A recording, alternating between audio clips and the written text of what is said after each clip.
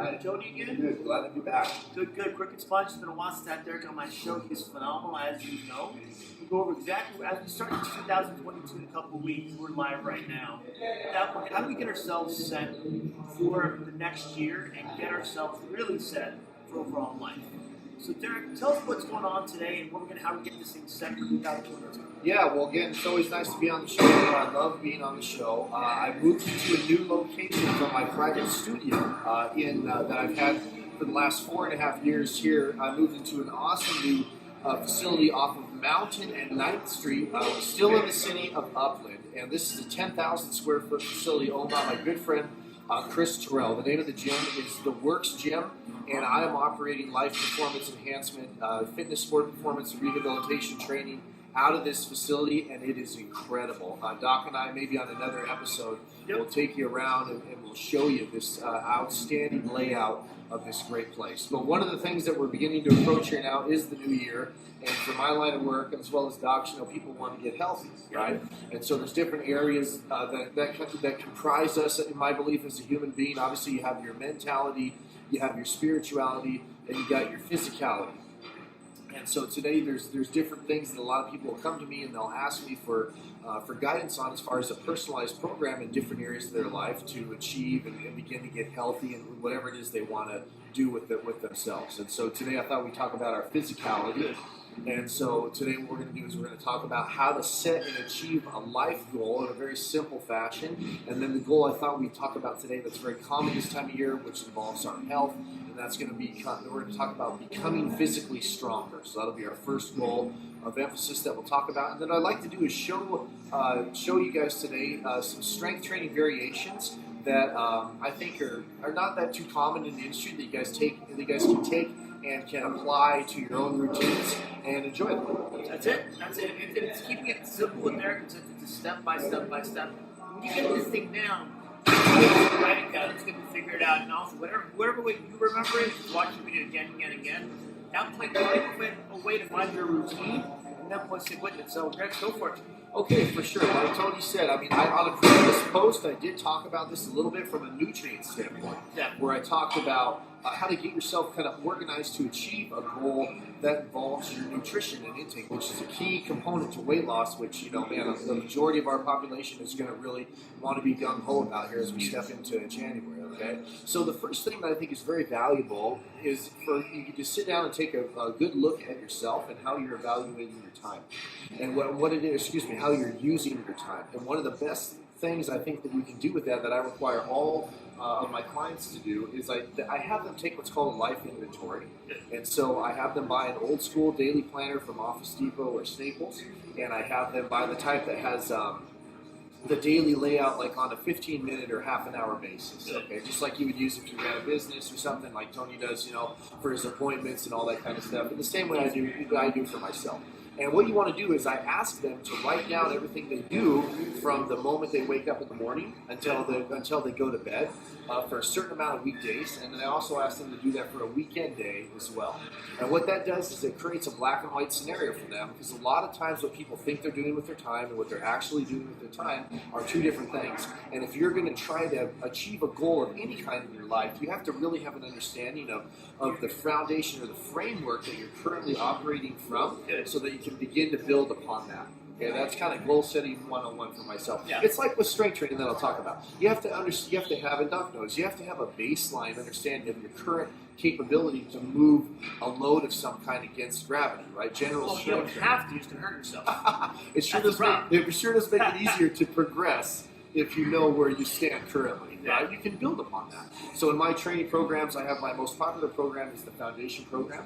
It's a 27-session commitment. It's basically a 3-month program that I create for them after they go through their musculoskeletal assessment. And it's no different in their personal life. After they go through their physical evaluation, I have them do the life inventory. So we kind of have a physical eval. Now we kind of know what's going on with their life, so to speak. And what I require the clients to do is to take that hour-by-hour basis that they took of their life, their inventory, and evaluate it themselves and see where they're being efficient in their time, inefficient in their time. And then after we do that, I have them turn it into me, and then I look at it from my professional opinion on what I believe needs to take place for them to begin to achieve a goal with their body. Okay. Well, it makes sense, right? If I come into 2022 and go, man, I want to lose this much weight, I want to gain this much strength, I'm already here with what I'm doing today. How do you take what you're doing today, change that, and adjust that, make it more efficient, like Derek's saying, so that we get to these goals up here, right? Oh yeah, that's well said. I think Tony, tell me what you think. It's the more detailed that you can be in your inventory, okay, and then especially in your goal setting, the higher you are, the greater possibility you have of achieving those goals. So if you're not completely honest with yourself, and as well, especially with another person, right? I had a client recently, recovered alcoholic, okay?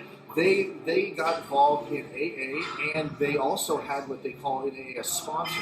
And they said the most valuable thing for them in overcoming alcoholism was that they were able to have somebody that they could call and communicate to when they were struggling or when they were having successes and so on and so forth, right?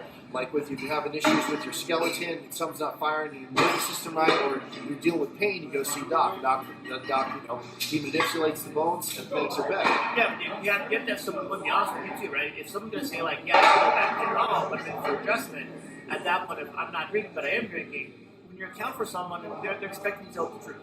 And when you have someone accountable, that keeps you honest also, works both ways. That's great. I think a part of it is when you're talking about writing things down again, it's going to be your perception may not be exactly reality.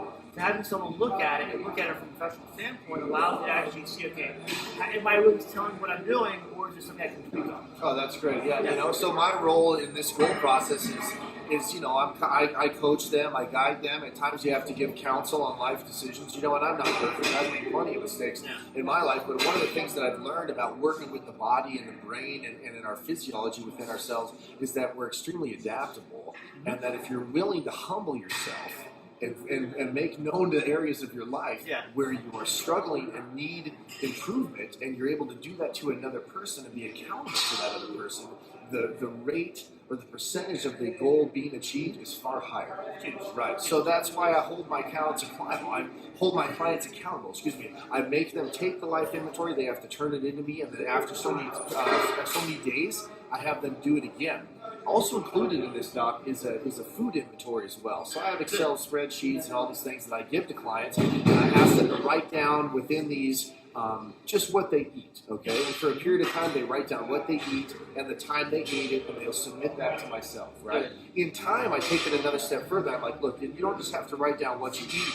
You have to write down the amount of grams of protein, carbohydrates, and fat in every piece of food you put in your mouth. Yeah, but Derek, that's a lot of work. Why do you do a lot of work? Well, here's the reason that I do that, right? The greater amount of knowledge that the client has in their brain about food, when they are out and about or they're buying groceries, they'll then begin to buy groceries to match their food intake. Okay? The biggest mistake, I've said it on this show before, that people make when trying to achieve a goal involving their body is they try to take their life and adapt it to food, okay, or adapt it to training. And what you want to do is you have a current life. We all have a life schedule that goes around everything. Moms, dads, athletes, health and medical professionals. Yes, business owners. Man, I've been a professional for 18 years now in this industry, and I have pretty much trained everyone from every occupation. Okay, and the people that listen, okay, and they take their life and they incorporate food and training into their life. Instead of trying to take their life and just make this massive transition and bring everything over here, all of a sudden they try to do all this meal prep and stuff. It's crazy. You should not do that. You need to make gradual adjustments at times. At other times they're drastic. But in the beginning, you need to create a foundation that everything can be built upon. And what I'm getting at here is that the only way that you can create that is if you really take it analytical about your current struggles in your body and in your behavior, especially in food and in exercise. I think a lot of this is when you try to change things too dramatically. There's one guy I was talking about, another nutritionist and trainer that I know, Henry Hamby. That one's talking about the 1 degree change. Changing it 1 degree at a time, your compliance rate to cause a change to happen can adapt to it and become overly stressed. At that point, you actually sometimes gain weight or lose muscle, feel weaker, more sick, because your body sees it as more of a defense mechanism and actually changing your body long term. Right, yeah. So, you know, I mean, a lot of good points I think have been made by Anthony and a few by myself, but I think, you know, to summarize real quick, Anthony, to bring back, you know, here's some takeaways that you guys can have and bring them with you. Number one, you got to be completely honest with yourself, okay, as far as where you're at in your current behavior and where you're struggling, okay, with your nutritional intake, with your mentality, your self-perception, your self-talk, your self-belief of kind of who you are in your environment. And number three, in your body, okay?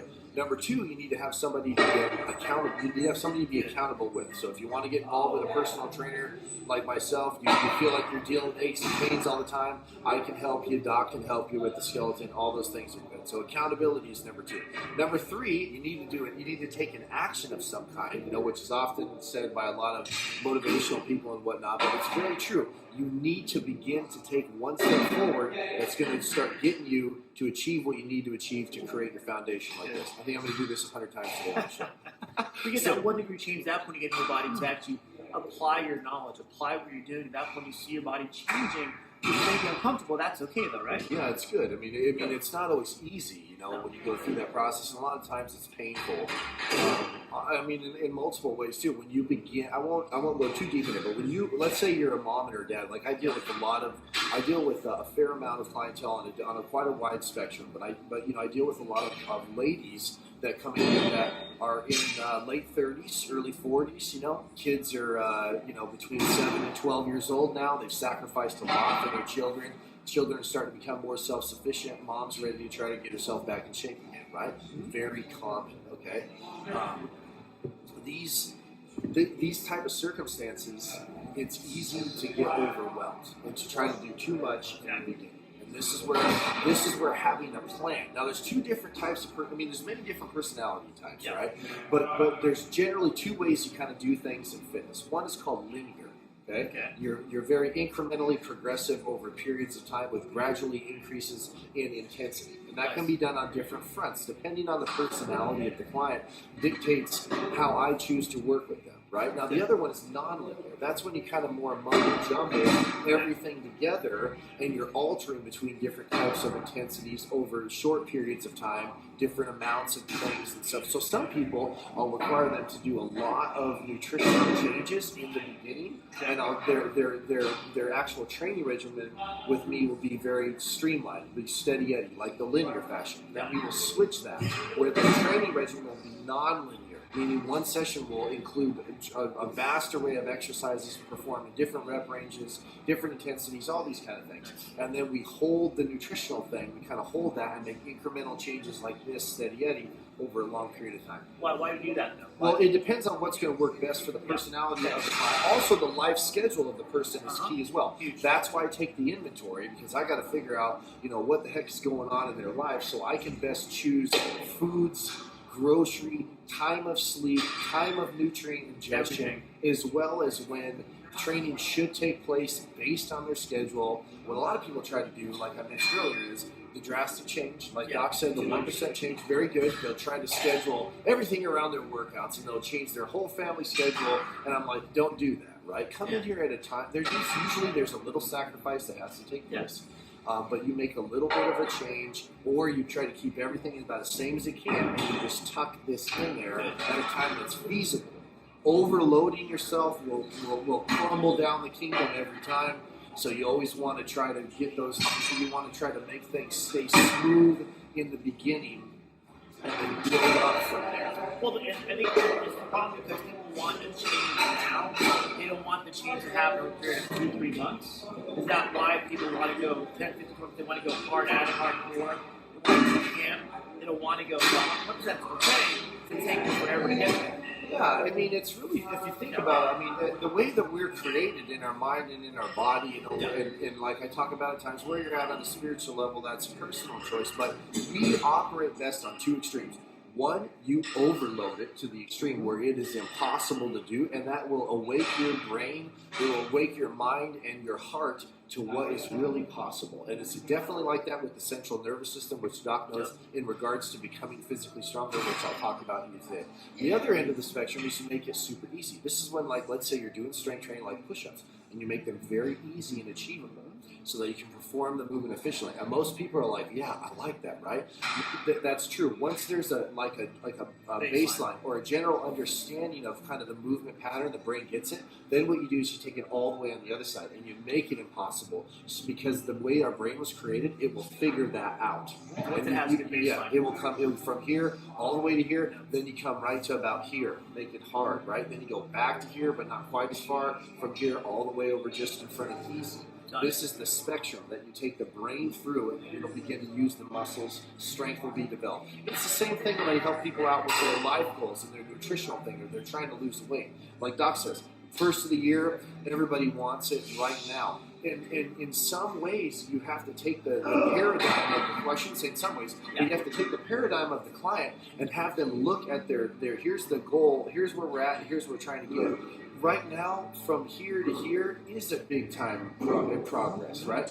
You're getting up the stairways and getting where you want to be up here eventually. But jumping from here to here, all the learning that's going to take place in between here and here that will progress the client's mind, body, and heart later is missed. And that's why it doesn't work. It's not allowed. That's why injury occurs.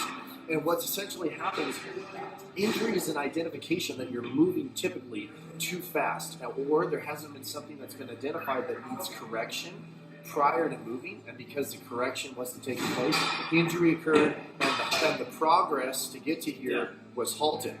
And now you have to come back down here, and essentially it's going to take you longer. But if you're patient and you're organized and you're disciplined, which is hard, it's not easy for myself either in a lot of ways, if you can do that and the more consistent you can be on that route to get here, then the faster you'll get here anyway. The key thing, though, Doc, to getting there fast is organization and consistency. So that's why we start with a baseline, musculoskeletal assessment, life inventory, nutrient inventory, then I build the program, and then we friggin' rock and roll. You know what I'm saying? And that's how you. That's what you do. Yeah. Good. For sure. Yeah. So I guess kind of saying that or whatever. Now I'll show you guys some cool strength training things that you guys can do. I know a lot of people love those, and then from there we'll send you guys on your way and wish you the best here coming into 2022. And that's it. As we start this series of videos, it's going to be again how to get things started with strength and other things too. At that point, watch them sequentially to understand how to build your routine.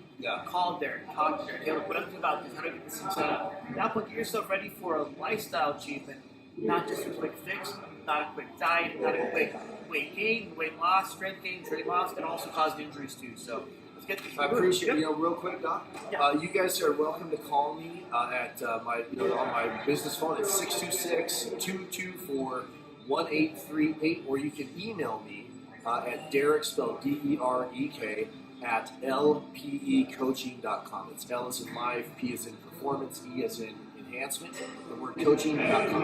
I'll put all on the show. For sure, Thank you, So let's go over here, Doc. We'll do some movements. All right. Thanks for watching, Joe. Dad. Put this thing around. All right, sir. What we got going here? Okay, so today I thought we could use a piece of training equipment that's real popular in the industry that I use this type of suspension training. Okay. So there's a lot of different variations. There's these, the gym also has the TRX. I like the old school gymnastics rings where you chop it up and nice. Go to the best of it. But for today, we're going to use here. And I thought this would be a great time for us talking about incremental changes or opportunity as the most change with this, great way to think. I've never heard that before. I like that. Hey, plagiarize someone else, you can have it. And so what we're going to do is, remember I talked about first establishing the basics, getting up to all aspects of training. How detailed can you get? How intricate can you get? The more likely you are to achieve it. Okay? Yep. We're going to use one new strength movement today that generally strength trains the muscles of the back, those being the rhomboid and the trapezius. Where's that located? Show them on me real quick. Sure. So you got it.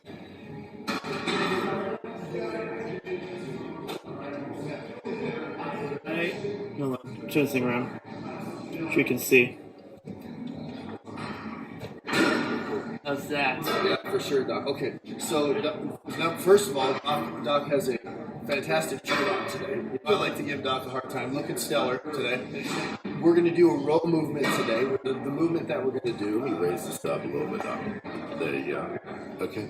So the movement I want to do today is going to be a row. Like I said, the apparatus we're going to use to strength train the muscles is going to be a suspension trainer, and we're going to focus on the major muscles of the back. So you have the rhomboids, which are kind of underneath this kind of central group of muscles here called the trapezius. Okay, these muscles kind of work to move the scapula around along the rib cage and behind it, and we can get different movements like retraction, we can get like levitation, and then also what's called depression. And there's another one called downward rotation, where there's a muscle over here called the serratus anterior that kind of pulls the scapula like this, okay?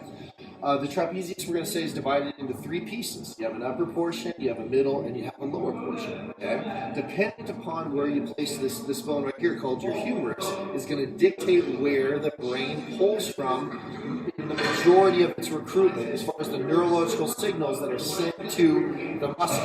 The higher you get, the higher you're going to get up in here in the trapezius, the more the mid-range you get, kind of the middle trap, and the lower, you're going to get more of a lower trap recruitment. Now, the whole trapezius is always being recruited, generally speaking, throughout any rowing movements. Would you agree with that, Doc? Okay. Then also you have this muscle over here that's referred to generally in our culture as the lat, right? The fancy anatomical name is the latissimus dorsi. It's like this big chunk of meat right here that wraps around, aids in scapular movement, in humeral movement. It's a big muscle, that kind of thing. Then we also have this muscle back here in the back portion of your shoulders. You have your deltoid complex. You want to turn to the side real quick, Doc? So you got your deltoid, you got a front, a side, and a rear deltoid. You want to turn that around. These movements like this, dependent upon where the humeral position is, dictates the degree of recruitment of this, okay?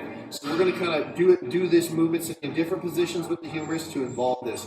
The next muscle that's involved in the movement is going to be in here. We're going to turn your body all the way like sideways. Is the biceps muscle group. We're not going to go in great detail about the bicep, but here's some general words about it. Depending upon the wrist position of your ulnar and your radius, that being like a palm up, you can call this neutral, and palm down. There's other words for that. You got your prone, your supine, your neutral, whatever. It just means different hand positions. Okay. Your brain recruits from in here differently, dictated upon this. So I'm going to show you guys different hand positions to get some good overall bicep recruitment that's good for function as well as aesthetic.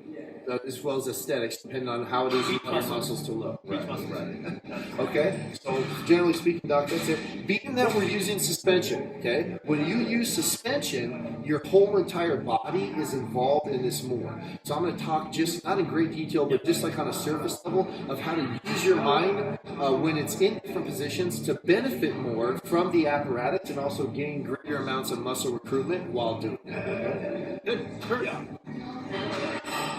Okay, Doc. So I'll say this. When I get started, let's kind of get me from the side like this. Yeah. Perfect. Yep. Got it. You're in. So if you can make sure, Doc, they kind of see my body, my entire body. Got it. Okay. Let me know. It's hard to hear from back here, so. So we can start it from here. Okay. So let's say, guys, that this is the starting position. Okay. Got it. When you guys are in the lean back position, the muscle on the back side of your body, all the muscles from the top of your neck all the way down to your heel, your brain is going to engage them in a certain way. So you want to use your mind and turn them on in a specific way so that you benefit from the body posture. One of the benefits of this is going to be strength. You're going to increase in your strength, possibly mobility, all the things on how you can then choose to move your body. Okay? So general position was where I was at, was kind of do that position to increase the difficulty of the exercise and force your muscles to move more of your body as it gets better. You invert the body, bring it into this position. When you're in this position, use your body and move your muscle on the backside, and then kind of begin your spine and kind of slightly stiff. Okay, and then you want to increase that challenge and then your toes on this, turn on some of the muscles in the front shape, where essentially you turn on and you walk on what's going on behind you. Okay? So there's other things to do that. I'm sure you've seen the issue with positions and flexing, but there's anything where we can talk about this. Got it.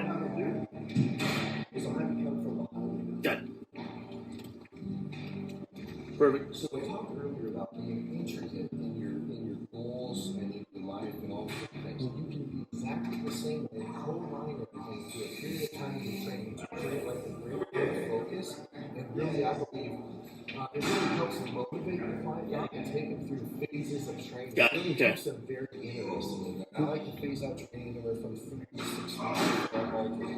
Good. So 3 to 6 weeks. Why? well, the reason is that there's an adaptational period that the body goes through. Doc's question was great. Did I hear you ask that, Doc? Then Doc asked, Yeah. Why? What's my reasoning behind that?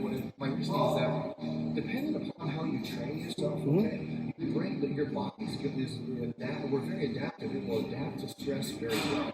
So it depends upon how you want to train the body's progression, where you want to. Right, today we're going to talk about strength increases. Okay? So there's different kinds based on you as an individual, what you need to do and when you need to do. Got it. We're going to talk about a general person, let's say that's been moderately active and has some experience throughout their life doing exercise. Okay. Generally, they don't get as detailed as I would take their brain through, their nervous system through, into general movements that most of us have done. Most people who are involved in this and what they have done are going to Yeah. you would pull your arm back like this, and then there's another one where you pull it back like this. Straight. Those are the two general ones, right? Talking about being intricate, so I'm going to show you guys these various intricate positions and how detailed or how intricate you can truly become in your mind-muscle connection and recruitment, and how thorough you can really be strength training. Okay? So what I'm going to do is take a general movement that most of us do, a demonstration right here. So we're in here, and we're going to pull here. So palms facing up then. When you alter the position of your arm, these parts right here, the more you bring the palm up, okay, like this, the closer the humerus comes to the rib cage. Remember what I mentioned earlier, the closer the humerus, the lower the recruitment of the trapezius is going to be. Exactly. What I do is I like to take them and do as many repetitions as possible from different bone positions, and I like to just do that as detailed as possible and build endurance on the muscle. Nice. So we could make like this. Yeah. And you can every repetition you take the thumb or the wrist and you turn it 1.5 or 2 inches out. So you do Perfect. One here, Yep. one here, and gradually you begin to make your way All the way. over here, right? Yep. And then you begin a good test for them, a good test for fortitude and endurance from the muscle to make their mind stronger and that kind of thing is to take them back now through the movement. You hear again, and then you build up how many times you go low to high. And where does it burn? Where does it hurt? Where does it? Yeah. So the muscles that I explained earlier, Yep. that I had Doc with the demo there, all those muscles that I explained are working in every single repetition. The great thing about doing is instead of doing the general low and medium one like this, is that you don't leave anything to chance. So Perfect. Yeah. every single nuance of recruitment possibility pattern of your brain into the muscle is being taken care of. Perfect. There's nothing left out. And it's Good. a great count. So there's the reason this is good even for experienced clients that I train, guys that have been lifting for a long time, athletes that I train a lot of athletes at the college level, minor league baseball players and stuff like that, and then aspiring high school guys like that, 15 to 16, 17-year-old Yeah. age.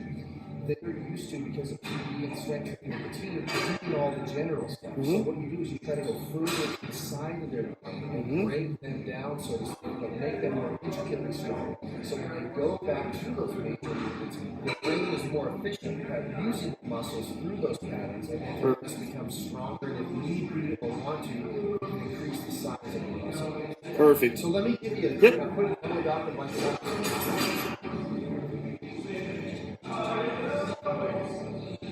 Just palms up. Just rotating that hand inward on both sides. Got things moving. Good. Rotate that hand. Good. The hand slowly rotate outward. Thumbs up. Different angles. Again, recruiting the muscles of the back, of the arms, of the shoulders, lats, upper traps, mid traps, low traps.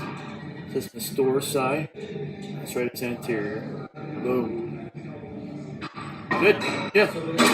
Yeah. Like I mentioned, that would be from the low to the high and back down would be 1 repetition. So in time you can build. That's 1 repetition. Freaking lot. It's great. So it depends. So some clients will do up to 4. Oh, okay. And each repetition, if you want to, you can bring the body forward, maybe a little less nuance, and it would time build up to be exactly the same. Yep.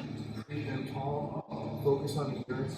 You know, whatever it is that is best for them as an individual. You always want to find out where you could be improving and strengthen that. Yep. Generally, that's the first thing is locating where you're weak and making it strong. But there's always improvement areas, even where you're trying to redeem yourself. Just gotta avoid injury that way too. It's great. This is a great tool. You know, Yeah. The thing with those, especially you know, if you don't have a lot of time or you don't have a lot of experience doing high endurance-based training, especially with your body weight, is it does take a little bit of time. The adaptational period, the tendons in the fingers, the muscles of the hands in here as well, you know, in here because there's a lot of continuous squeezing.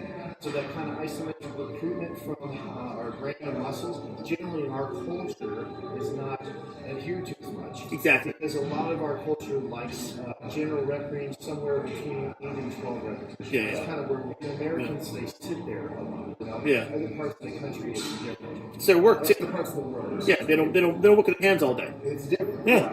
So, That's all it is. They're soft. Different. They're soft. That's all it is called. That's all it is. In a nutshell, I mean, I thought that would be great for you guys. We talked about goals, we talked about intricacies, you know, how intricate can you get? There's an example where you can take that. And I'd like to, next time I come on here with Dr. Perfect. to give another example of how you can take it. We talked about today a step further. That's all it is. I think when we do that too, we do that together and turn this thing around. There we go. Yeah, when we do that, let me share. There we go. Yeah, when we do that too, Derek, a lot of it, you're showing them what we're going to do. Yeah, applying it, that way they see the content. Okay, what my goal is, what I'm achieving over time as I control this and as I schedule this and as I keep track of where I am.